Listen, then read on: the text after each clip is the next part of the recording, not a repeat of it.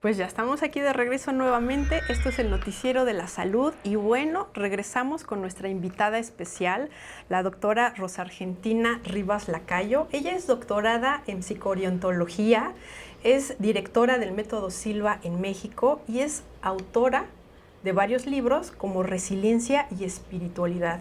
Y traigo al caso este título en especial porque el tema que nos trae Rosita el día de hoy es la espiritualidad. Y bueno, creo que para empezar el programa, lo primerito es que nos diga exactamente qué es espiritualidad, porque creo que a veces confundimos la espiritualidad con la religiosidad. Entonces, no sé si van de la mano, si hay espiritualidad sin religiosidad, y al contrario. Rosita, ¿cómo estás? Bienvenida. Cada día mejor y mejor. Muchas gracias. Qué bueno. Ale, muchas gracias al doctor Eric Estrada. Eric, muchas Rosita, gracias. Eric. Y gracias por este fabuloso espacio que me brindan para compartir un tema que me apasiona, que considero sumamente importante. Y tu pregunta es profunda, Ale, muy profunda. ¿Religión y espiritualidad es lo mismo? No. Aunque toda religión debe de ser un camino de espiritualidad. Ese es el propósito fundamental de cualquier escuela religiosa, de cualquier organización religiosa. Tú me haces una pregunta que es poco fácil de responder. ¿Qué es la espiritualidad? Podríamos decir que la espiritualidad, conjugando, haciendo una síntesis de los conceptos psicológicos, de los conceptos filosóficos, es esa parte integral del ser que, fundamentada en valores, le va a dar sentido a la vida. En nuestra vida cobra un propósito cuando estamos relacionados con algo que va más allá de nosotros, que puede ser el bien de la comunidad, que puede ser la educación de los hijos, que puede ser nuestra relación, por supuesto, con la trascendencia. La espiritualidad tiene mucho que ver con la salud. Sí. La psicología positiva, en relación también con la medicina, ha hecho un gran estudio sobre los factores que ayudan a una persona a combatir una serie de problemas inmunológicos, y la fortaleza que la espiritualidad nos da es precisamente algo muy importante, no solo para el espíritu, sino también para la salud psicológica y la salud física. Ahora, Rosita, pues tú sabes que yo estudié antropología, hice un doctorado, y ahí una de las inquietudes que siempre se plantea es ¿cuál es el concepto de espiritualidad? Y observamos que cambia en la historia del tiempo. Cuando el hombre primitivo, pues las religiones eran politeístas y los dioses eran los elementos de la naturaleza. El dios Sol, Ra para los egipcios, sí. El abuelo fuego de Atewari. O sea, era lo más importante, el dador de vida, y se le rendían tributo, ofrenda como a Dios en la antigüedad. En esos grupos hay mucha espiritualidad. Y para ello, y yo les pregunto, así como te preguntamos a ti, claro, no es lo mismo preguntarle a la doctora que preguntarle a un indígena, a un curandero, ¿qué es la espiritualidad? Y siempre me contestan, es el acercamiento a lo sagrado. Y luego, ¿y qué es lo sagrado? Es lo sobrenatural, lo que rige la vida de los humanos en la tierra. Y lo más importante de lo sagrado en la antigüedad es Dios. Y entonces, me imagino que tú también has hecho ese tipo de observaciones históricas de cómo se originan las religiones, cómo se origina la espiritualidad. Pero el día de hoy, Rosita, cuando vemos las inquietudes sociales en Oaxaca, Chiapas, en realidad lo vemos como un reflejo de una necesidad muy grande de espiritualidad. ¿Es así? Yo creo que la crisis que hoy vivimos de violencia, de abuso, de desintegración familiar, tiene muchísimo que ver con la ausencia de nosotros mismos.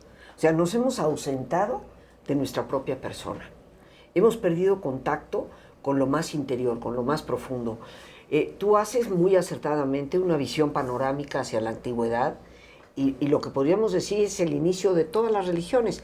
Pero la espiritualidad, te diría yo, Eric, es previa a la religiosidad.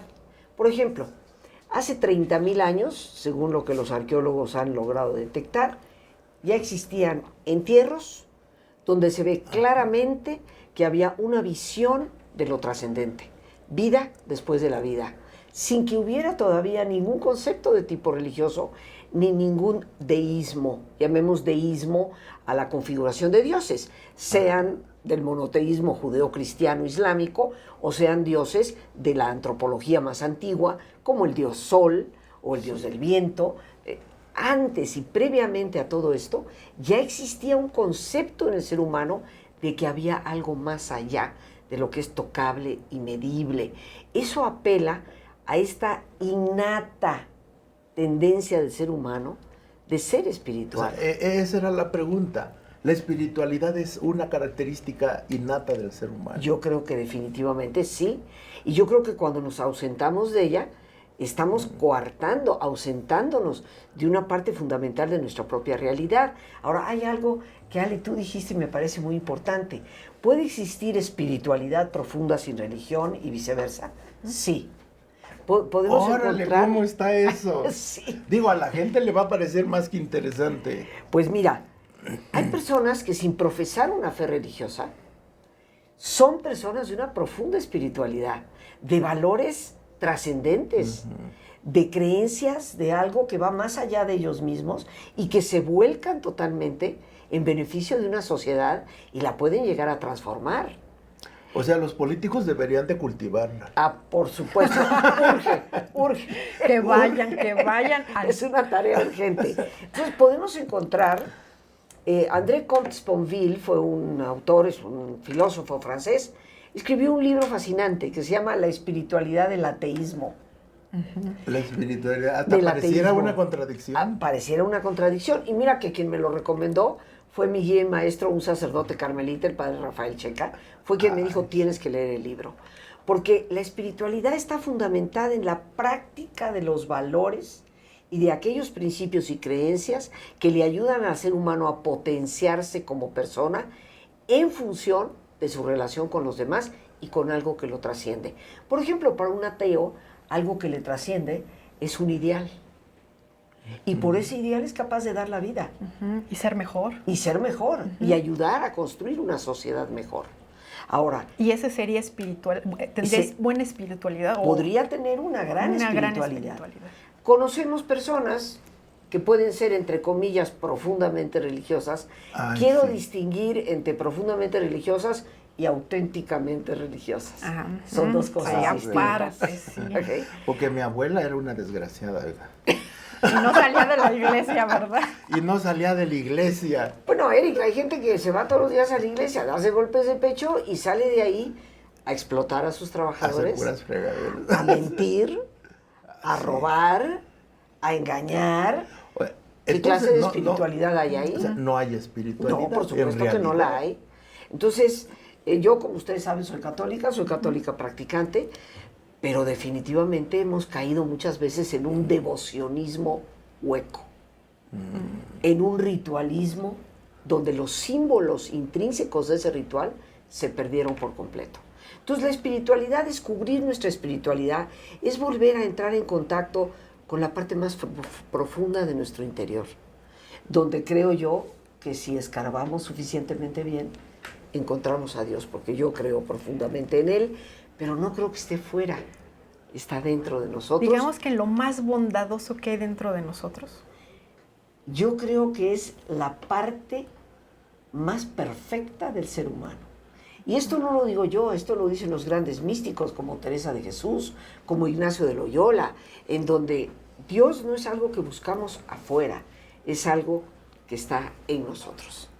Luego entonces la espiritualidad la buscamos en nosotros. Por supuesto. Pero tú nos vas a decir cómo en un maravilloso taller, ¿verdad? ¿Es curso, taller? Es un taller que se va a llevar a cabo el domingo 3 de julio en el Centro Médico Nacional Siglo XXI, de 9 de la mañana a 3 de la tarde.